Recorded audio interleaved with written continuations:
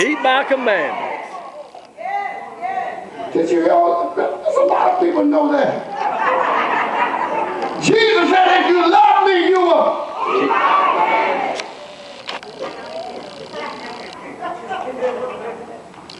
I'm glad you heard yourself say that. Because I got a couple of scriptures I want to lay in your lap tonight and find out. See, I told someone not long ago, we are not really having trouble out of God. Our problem is with each other. And God said, if you love me, you keep my commandment. And just after you agree with that, here comes some knuckle-headed person with a mean, disenchanted spirit doing something crazy and rubbing you the wrong way. And then all of a sudden, God said, if you love me, you keep my commandment. And then the commandment of your flesh says you ought to put him or her in their place and give them a piece of your mind. You better be careful how you give folks a piece of your mind, because you may not have any left over since you don't have the one mind. It's best to say, God, if you let them do me that way and get away with it, I'm just going to depend on you. I can't afford to straighten anybody else out because I have problems of my own. And the bad thing about it, every time I try to straighten somebody out, I end up going crooked. Wait a minute now. We got to love him with all our heart.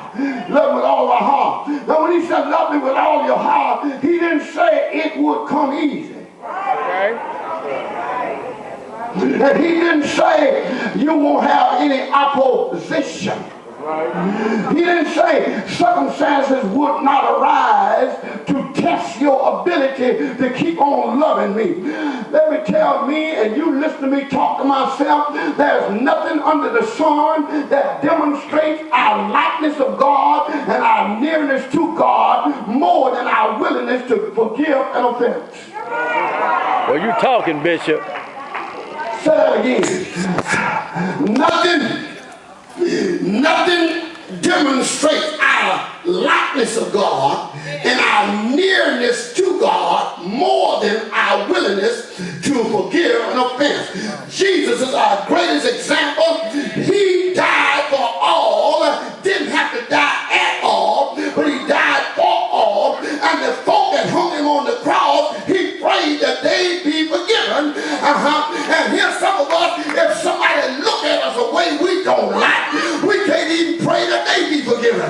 But I stopped by to tell me and let you listen to me talk to myself. Loving God goes through some rough terrain. You got to pass through each other.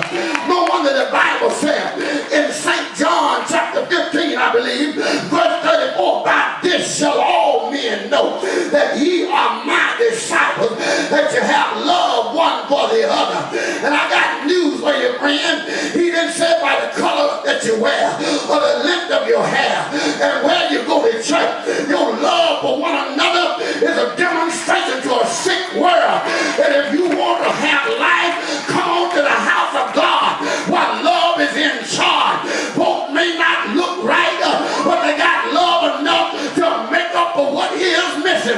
I wonder if anybody here has ever been mistreated, walked on, and yet found themselves able to turn back to that person and said, I'm praying that God will help you to get a better attitude, because I can't afford to lose my soul trying to make you live right.